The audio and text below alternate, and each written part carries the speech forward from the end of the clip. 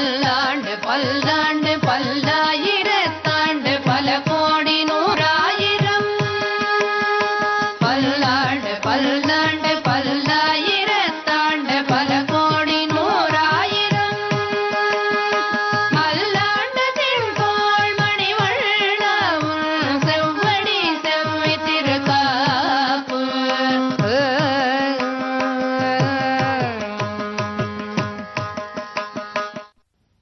அஸ்மத்குரு சமாரம்பாம் யதிசேகர மத்யமாம் லக்ஷ்மீ வல்லப பர்யந்தாம் வந்தே குரு பரம்பராம்.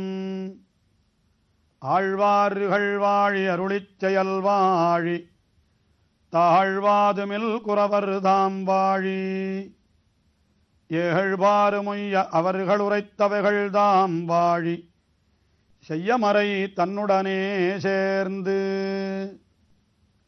ஆழ்வார்களேத்தம் அருளிச் செயலேத்தம் தாழ்வாதுமின்னி அவைதாம் வளர்த்தோர் ஏழ்வாறு மொய்ய அவர் செய்த வியாக்கியைகள் உள்ளதெல்லாம் வையமறியப் பகர்வோம் வாய்ந்து. அந்தமிழால் நற்கலைகள் ஆய்ந்துரைத்த ஆழ்வார்கள் என்று சொல்லும்படியாக வேதாந்த கருத்துக்களை எல்லாம் முதலிலே நமக்கு எடுத்து வழங்கியவர்கள், அதுவும் அழகிய தமிழிலே வழங்கியவர்கள் ஆழ்வார்கள். ஆழ்வார்கள்தான் இந்த ஒரு காரியத்தை, இந்த செயலை முதலிலே செய்தார்கள். அதனால்தான் அவர்களுக்கு ஒரு தனிப்பெருமை சொல்லப்பெறுகிறது.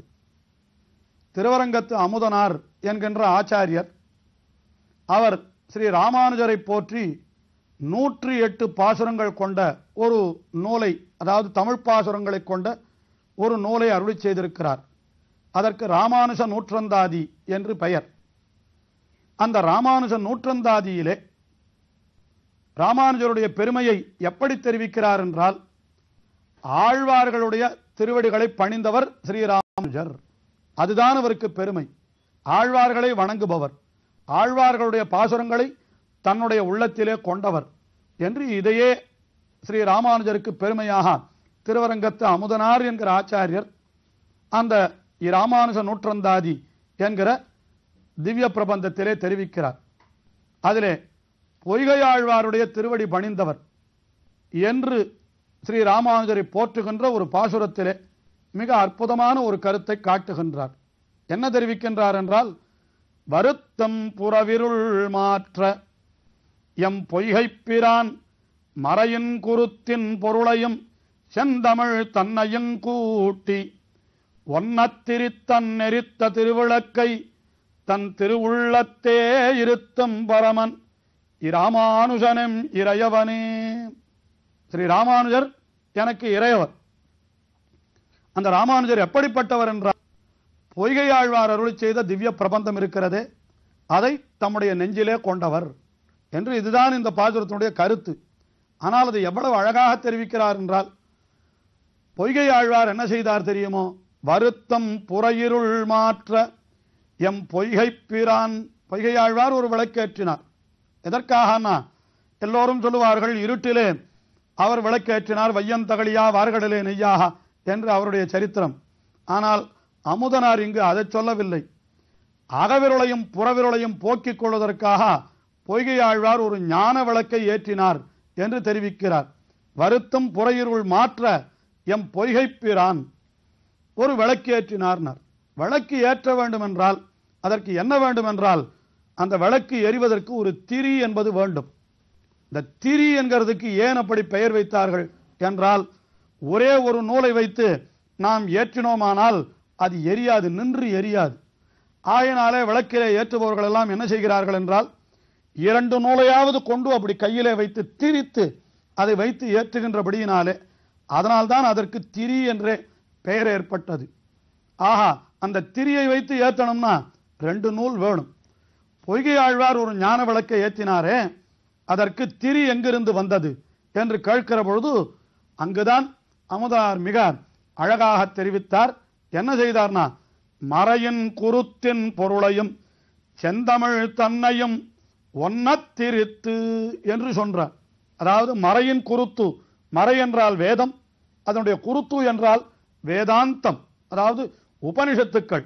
அந்த உபனிஷத்துக்களுடைய பொருளையும் செந்தமிழ் தன்னையும் கூட்டி என்றால் உபனிஷத்துக்களுடைய பொருள்களை இதற்கு முன்னர் ஆழ்வார்களுக்கு முன்னர் தெரிவித்தவர்கள் அத்தனை பேரும் மீண்டும் மீண்டும் அந்த உபனிஷத்துக்கள் அமைந்திருந்த வடமொழியிலேயே தெரிவித்தார்கள். வேதங்களுக்கு துணை நூல்களாக ஏற்பட்டவை அவை இதிகாசங்களாகட்டும், புராணங்களாகட்டும், தர்மசாஸ்திரங்களாகட்டும், மேலும் விரிவுரைகள் வியாக்கியானங்களாகட்டும் எல்லாம் வடமொழியிலே தான் இருந்தன.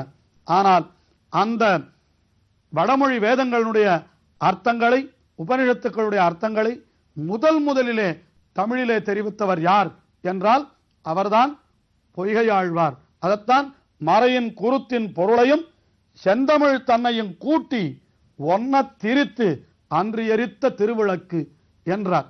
அப்படி எரித்த திருவிளக்கை தன் திருவுள்ளத்தே இருத்தும் பரமன், அதை எப்பொழுதும் நெஞ்சிலே கொண்டவர் இராமானுஜர் என்று தெரிவித்தார். ஆயினாலே அப்படி வேதாந்த கருத்துக்களை நமக்கு முதலிலே கொடுத்தவர்கள், தமிழிலே கொடுத்தவர்கள் என்றால் அவர்கள்தான் ஆழ்வார்கள் என்று அந்த ஆழ்வார்களுக்கு பெருமை சொல்லுகிறோம். ஆனால் அந்த தமிழிலே அவர்கள் அருளி செய்த திவ்ய பிரபந்தங்கள் அது நமக்கு அவை எப்படி கிடைத்தன என்று பார்த்தால் இது கூட ஒரு அற்புதமான செய்தி.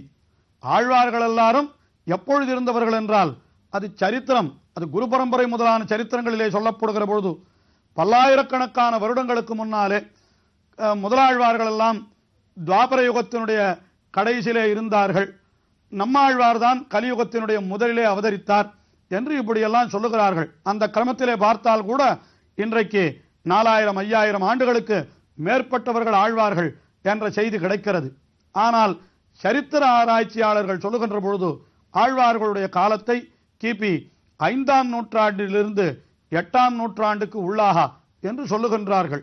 அது எப்படியாவது இருக்கட்டும், ஆழ்வார்கள் காலத்திற்கு பிறகு அந்த திவ்ய பிரபந்தங்கள் ஒருவருக்குமே கிடைக்காமல் அவை மறைந்தே போய்விட்டிருந்தன. யாருக்குமே தெரியாது திவ்ய பிரபந்தம் என்று ஒன்று ஆழ்வார்களாலே அருளி செய்யப்பட்டது என்று கூட அறியாமல் இருந்தார்கள். அப்படி இருக்கிற காலத்திலே காட்டுமன்னார்குடி என்கிற ஒரு திருத்தலம், அதாவது இப்பொழுது சொல்லப்படுகின்ற வீரநாராயணபுரம், அந்த வீரநாராயணபுரம் தான் காட்டுமன்னார்குடி.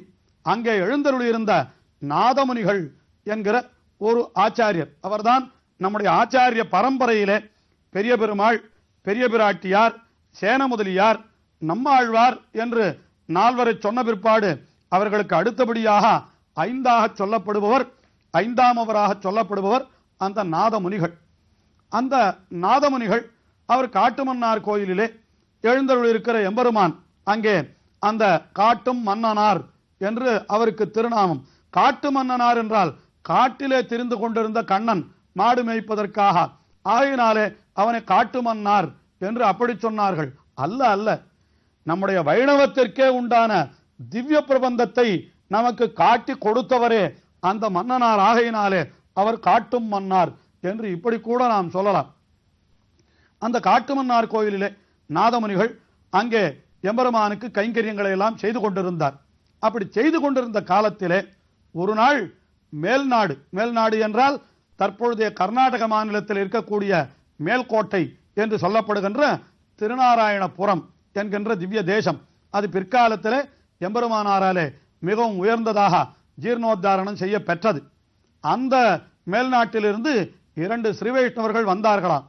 அவர்கள் நாதமுனிகள் திருமுன்பே எங்களுக்கு சில ஸ்தோத்திரங்கள் தெரியும், சில பாசுரங்கள் தெரியும், நாங்கள் சொல்லலாமா, விண்ணப்பிக்கலாமா என்று கேட்க, ஆஹா அதற்கென்ன செய்யுங்களேன் என்று சொல்ல, திருவாய்மொழியிலே திருக்குழந்தை என்கிற திவிதேசத்தை பற்றி நம்மாழ்வார் அருளி செய்த ஒரு 10 பாசுரம், அதாவது 5ஆம் பத்திலே இருக்கக்கூடிய 8வது திருவாய்மொழி.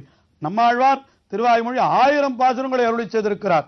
ஆனால் அதிலே 10 பாசுரங்களை மட்டும் இவர்கள் சொன்னார்கள். அந்த மேல்நாட்டிலிருந்து வந்த அந்த ஸ்ரீ வைஷ்ணவர்கள் மிக இனிய குரலிலே, மிக அழகாக இசையிலே அதை ஆறாவமுதே அடியேனுடலம் நின்பால் அன்பாயே என்று தொடங்குகின்ற அந்த 10 பாசுரங்களை அவர்கள் எம்பெருமான் முன்னாலே மனமுருக விண்ணப்பித்தார்கள்.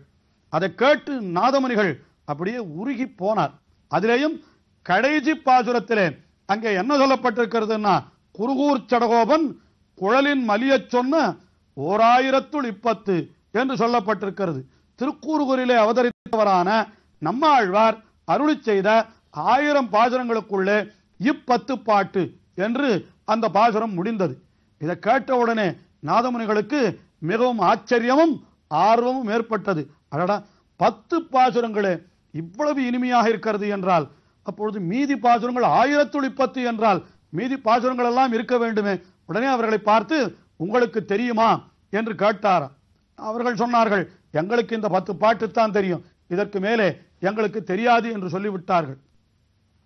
உடனே நாதமுனிகள் பார்த்தார், நல்ல வேளையாக அந்த பாசுரத்திலே குருகூர் சடகோபன் சொன்ன என்று சொன்னவருடைய பெயரும் இருந்தது, அவருடைய ஊரும் இருந்தது. உடனே பார்த்தார், இந்த திருக்குறுகூர் எங்க இருக்கிறது என்று தேடி கண்டுபிடித்துக் கொண்டு அவர் சென்றார். அதுதான் இப்பொழுதைய ஆழ்வார் திருநகரி, தற்பொழுதைய திருநெல்வேலி மாவட்டத்திலே அல்ல தூத்துக்குடி மாவட்டத்திலே இருக்கக்கூடிய ஒரு திருத்தலம் தான் அது. ஸ்ரீவைகுண்டம் என்று சொல்லுகிறார்களே, அதற்கு பக்கத்தில் இருக்கக்கூடிய ஒரு திருத்தலம். அங்கே அதற்கு ஆழ்வார் திருநகரி என்று பெயர். அது அக்காலத்திலே திருக்குறுகூர் என்று வழங்க பெற்றது. அந்த திருக்குறுகூரிலே நாம் சென்று பார்த்தால் ஏதாவது வழிபிறக்கும் என்று தம்முடைய காட்டுமன்னார் கோவிலிலிருந்து திருக்குறுகூருக்கு சென்றார் நாதமுனிகள். அங்கே திருக்குறுகூரிலே அலைந்து திரிந்து யார் யாரையோ கேட்டு பார்த்தார். இங்கே இருந்தாராமே சடகோபன் என்று ஒருவர், அவர் அருளி செய்தாராமே 1000 பாசுரங்கள், உங்களுக்கு தெரியுமா என்று கேட்டால் ஒருவருமே எங்களுக்கு தெரியாது என்று சொல்லிவிட்டார்கள். ஆனால் அதிருஷ்டவசமாக அந்த நம்மாழ்வாருடைய நேர்ச்சீடரான மதுர கவிகள், அந்த மதுர கவிகளுடைய வம்சத்திலே வந்தவர்தான் பராங்குசதாசர் என்று ஒருத்தர். அவர் நாதமுனிகள் காலத்திலே இருந்தார். அவர் என்ன சொன்னார், எங்களுக்கு நம்மாழ்வார் அருளி செய்த திவ்ய பிரபந்தங்கள் தெரியாது, ஆனால் அந்த நம்மாழ்வாரை பற்றி என்னுடைய மூதாதையரான மதுர கவிகள் அவர் கண்ணினும் சிறுத்தாம்பு என்று ஒரு திவ்ய பிரபந்தத்தை அருளி செய்திருக்கிறார். 11 பாசுரங்கள் கொண்ட ஒரு திவ்ய பிரபந்தம், அதை அருளி செய்திருக்கிறார். அந்த பாசுரத்தை நீங்கள் ஏகாகிர சித்தமாக, அதாவது வேறு எதிலும் நினைவில்லாதபடிக்கு அந்த ஆழ்வாரையே நெஞ்சிலே கொண்டு அந்த கண்ணினும் சிறுத்தாம்பை 12000 தடவை, அதாவது ஒரு தடவை இரு தடவை அல்ல, 12000 முறை நீங்கள் அதை தொடர்ந்து நீங்கள் அனுசந்திப்பீர்களானால் உங்களுக்கு ஆழ்வார் நேரே காட்சி தருவார், பிரத்யட்சமாவார் என்று பெரியோர்கள் சொல்லி இருக்கிறார்கள். உமக்கு சக்தி இருந்தால் அதை நீர் செய்து பாரும் என்று சொன்னார்களாம். அந்த பராங்குசதாசர் சொன்னார். உடனே நாதமுனிகள் அந்த கண்ணின் சிறுத்தாம்பை பெற்றுக்கொண்டார். நம்மாழ்வார் எழுந்தருளி இருந்த அந்த திருப்புளிய மரம், அந்த மரத்தினுடைய எதிரிலே போய் இந்த நாதமுனிகள் அமர்ந்தார். அமர்ந்து அவர் இந்த கண்ணினும் சிறுத்தாம்பை 12000 தடவை சொன்னார். நம்மாழ்வார் பிரத்யட்சமானார். அவர் நமக்கு நாதமுனிகளுக்கு 4000ஐயும் கொடுத்தார். அதைத்தான் நாம் நாள்தோறும் தொடர்ந்து அனுபவிக்க போகிறோம். நாடு நகர்